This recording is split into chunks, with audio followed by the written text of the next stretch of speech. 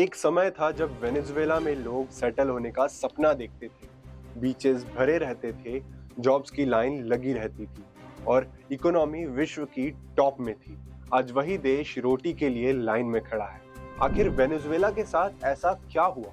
आइए समझते हैं इस वीडियो में। नमस्कार, मैं शोमेन और आप देख रहे हैं द नैरेटिव। सबसे पहले एक बात क्लियर कर लेते हैं। वेनेजुएला के साथ अमेरिका ने गलत किया, इसमें कोई डाउट नहीं, लेकिन सिर्फ अमेरिका को दोषी ठहराना पूरी सच्चाई नहीं है। हमें वेनेजुएला के अंदर क्या हुआ ये भी देखना होगा। एक वक्त था जब वेनेजुएला लैटिन अमेरिका का फास्टेस्ट ग्रोइंग कंट्री था।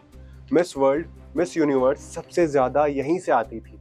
टूरिज्म टॉप पर था, जीडीपी भी दुनिया के टॉप 10 में आती थी और लोग सपने देखते थे कि वेनेजुएला जाकर नौकरी करे और वहीं सेटल हो जाए। फिर वहां एक लीडर आया जिसका नाम था हुगो चैवेज।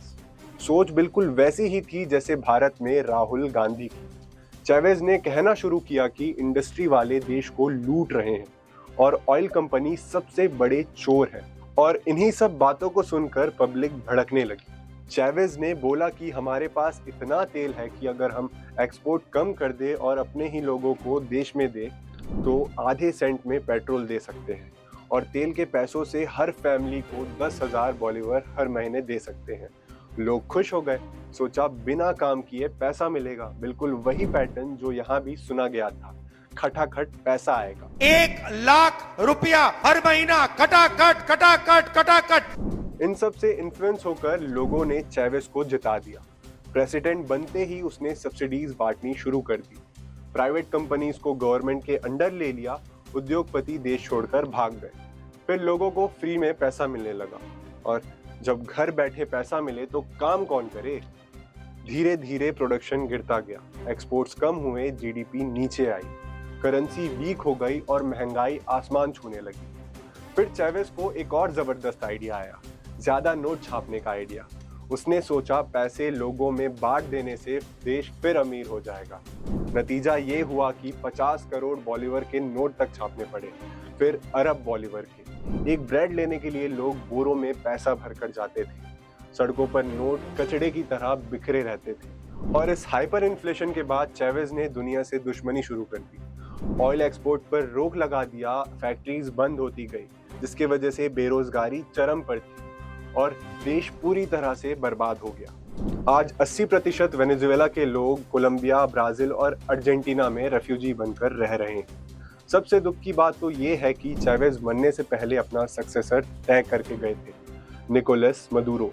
जैसे यहाँ फैमिली से फैमिली पावर पास होती है बिना एबिलिटी देखे, मदुरो ने हालत और भी खराब कर दी। करप्शन बढ़ गया, लोग भूखे मरने लगे, ब्रेड के लिए घंटों की लाइन लगती थी। मदुरो खुद को कम्युनिस्ट जरूर बोलता था, लेकिन पब्लिक को बहलाने के लिए रोज चर्च जाता था। मीडिया में उसके वीडियोस चलते रहते थे, लेकिन भूखी जनता को ये ड्रामा बिल्कुल पसंद नहीं आया। मदुरो ने कभी इलेक्शन होने ही नहीं दिया, बार बार खुद को प्रेसिडेंट घोषित करता रहा और फिर तेल के भूखे अमेरिकन उसे उठा कर ले गए। हाँ, यहाँ पे अमेरिका ने गलत किया, लेकिन मदुरो ने अपने ही देश को इतना बर्बाद कर दिया था कि लोग देश तक छोड़ने पे मजबूर हो गए थे।